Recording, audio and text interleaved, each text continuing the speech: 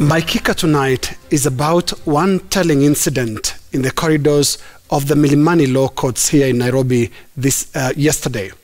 For thousands of Kenyans with long-running cases in court, and that is wherever you are around the country, this incident may very well resonate. Take a look.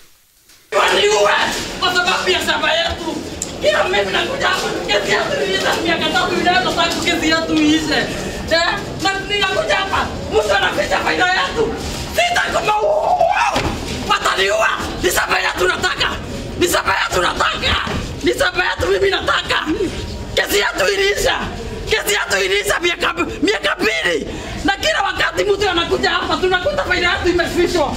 Tunaenda huko tunaambia tusitangaze nani ameficha faili yetu. Tunaenda wanasema hakuna, tunaenda mpaka kwa deputy registrar na hatutafaidika. Na tuliambia watu watakufa na wamekufa wote. Now, an old adage says, justice delayed is justice denied. The case of Jane Nduta is as illustrative as it is unfortunate. But first, a note of commendation to Magistrate Martha Nzushi for showing empathy and genuine concern for Jane Nduta's depressing situation. Magistrate Nzushi acted not in her official capacity as magistrate, but as a human being.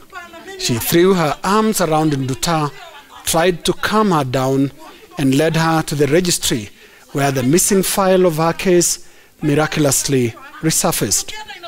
Kenyan law courts are flooded not just by cases of varying nature, but by tears and lamentations of thousands who painfully, even patiently, wait for the slow wheels of justice to grind. Land cases are particularly notorious. Some not only go on endlessly, but move round in circles. A missing file here, an adjournment there, or a sick or missing lawyer over there. This is the experience of many Kenyans in court, many who suffer in silence, some imploding quietly, others sliding into depression, and others subsequently dying. Jane Nduta is just lucky because she's cramped. She's lucky because Magistrate Martha Nzushi's humane response could finally direct her to the light at the end of the very long tunnel. Some lessons for the judiciary emerge from this unusual encounter between a plaintiff and a magistrate. First, our humanity must prevail. The people that seek remedy in court are real human beings, some at the tether end of hope, looking up to the court as their last resort. They're not just plaintiffs, but real human beings trapped in the heart-rending kind of human misery perpetrated by fellow human beings, the kind that made a magistrate throw her arms around Jane Nduta. Court cases are about more than just piles of paperwork, files, and other jurisdictional raw materials. They're about genuine cries of those begging someone to listen and act. How many other wailing voices are out there of victims that wait for years on end for the day justice will reach them, if at all? Many cases drag on for years because of the so-called technicalities and other courtroom games perpetrated mainly by unscrupulous, pitiless, and profit-driven lawyers. And of course, I'm assuming here that the magistrates or judges are themselves above board, because only the devil knows who between a corrupt lawyer and a compromised judge can delay a case longer. But for the sake of those waiting endlessly for justice in those courts, may the law and our inherent humanity prevail. That is why the courts were given the pride of place by the framers of our laws, and that is why judicial officers exist in the first place. That is my kicker tonight.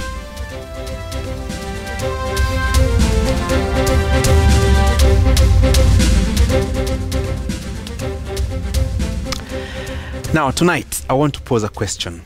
Are we a country that celebrates death more than life? Are we a country that honors its heroes once they pass on after watching them suffer for years on end?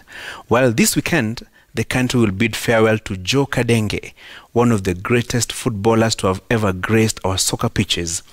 The young and old know Kadenge na mpira. Make no mistake, Kadenge will be accorded a hero's send-off, a big, expensive, elaborate, and glamorous funeral. Some politicians will shower Kadenge with praises, yet they had no time for him when he was alive. The same politicians will fall over themselves with hefty, lofty promises to the late soccer maestro's family. But watch this space. Those promises will remain just that, promises. There are many legendary soccer players, star athletes, brilliant artists, and successful icons who brought Kenya honor that have died in misery but were accorded celebrity burials. How many brave policemen and soldiers have died in the line of duty, yet their families are still struggling, waiting in frustration to access their loved ones' hard-earned and well-deserved dues? How many deserving heroes and heroines have been bypassed while national honors and medals were dished out, their exemplary exploits in various fields notwithstanding? Do those honors make sense anymore? Well, what am I saying? Let us honor and appreciate our national heroes in life and in death. Let us celebrate those who truly deserve. Let us redefine who is a national hero or heroine, and let us have a true definition of success in our society. And I hope when Kadenge is being buried, Mama will show us the sign, or is it Baba will show us the sign? That's my punchline.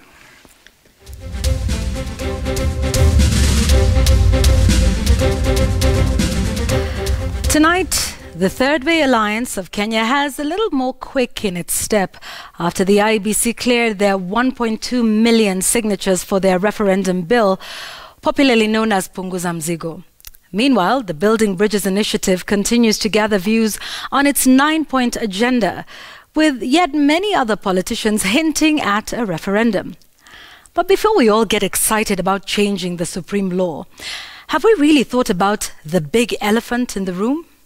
I'm talking about the Electoral Management Body, IEBC, on whose doors we will all go knocking should we get to a referendum. A commission limping from controversy and serious indictment from the grueling 2017 election period, which is now almost 2 years behind us. 2 years behind us, yet so many lingering questions about the state of this commission and its capability and competency to conduct elections. And folks, a referendum is an election that will be managed by the very same IEBC. The very same IEBC that was indicted by the Supreme Court when it nullified the presidential election in 2017. A commission whose 4 commissioners resigned amidst bitter rivalries in the boardroom, bitter disputes between the commission and the former CEO. The replacement of the new CEO put on hold by what has the makings of a protracted legal battle. This very body did a self-audit that failed to acknowledge internal sabotage and external interference from politicians. You see, to date, we don't know whether any staff, permanent or temporary, have been isolated and fired or disciplined for the mess that was the 2017 general election. In general, there's been no real attempt to reorganize the commission, either from within or even from within the political space. Yet, we are hurtling, seemingly irreversibly, towards a referendum without this major issue being addressed. It seems like we're really putting the cart before the horse.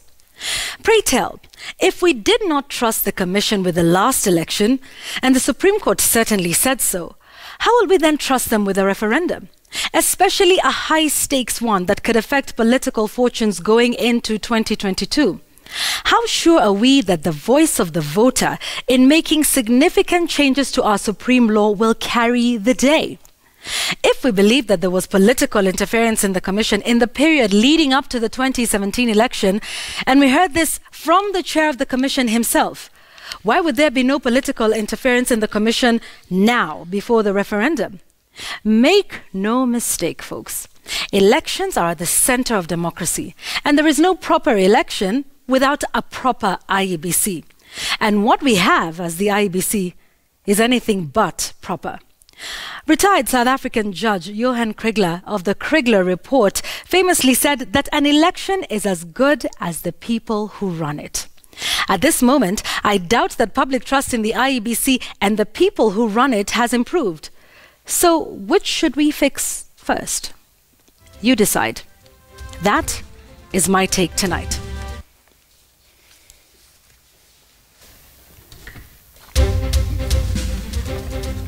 Now, tonight on my angle, I think we just need to fix the presidency.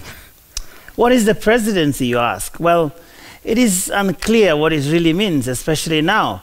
But from government usage, it seems to encompass the office of the president and that of the deputy president. The Constitution has treated those two offices as joint, yet separate, complementing each other but differentiated in functions. In fact, the website www.president.geo.ke is dedicated to this entity that is now called the presidency. Now, that website says that the primary role of the presidency is, wait for this, the organization and coordination of government business. Please note those two words, organization and coordination of government business. Now, if you live in Kenya, you must know by now that those two words, organization and coordination, surely cannot be used to describe the current state of affairs in government. Indeed, a state of not knowing prevails. Government business appears disjointed and incoherent, prompting some of its former fierce defenders to declare that, quote, we are on autopilot. Take the latest circus involving a mysterious letter supposedly written to the Attorney General from this entity called the presidency, advising on the current stalemate over county cash. But before the country even has a chance to discuss the contents of that letter, the presidency is at it again. Some faceless aides in the office of the president and that of his deputy shamelessly trading babs. In our full view, some disowning the letter, others making claims of forgery within the presidency. Am I the only one who is getting tired of this circus? Wasn't Lamada enough? Is it not enough that the cabinet under the chairmanship of the president can't even meet? Is it not enough that some cabinet secretaries don't see eye to eye? Is it not enough that the ruling party Jubilee is teetering on the cliff? Is it not enough? Well, it is all down to and up to the huge institution dubbed the presidency. The mess the country is witnessing is an in-house free-for-all slugfest of the presidency whose senior staff include President Uhuru Kenyatta and his deputy William Ruto. In that order. So I assume the letters and the nasty exchanges are leaking like a bad sewage line, and the stench of administrative disorder is rising to the high heavens and reducing State House, Harambee House Annex, and Karen to mere command centers of the most indisciplined political infighting in the country's recent history. From out here, I mean from this view, from this angle, let me just provide an update to the presidency. Gentlemen, it is looking untidy, very, very untidy. That is my angle tonight.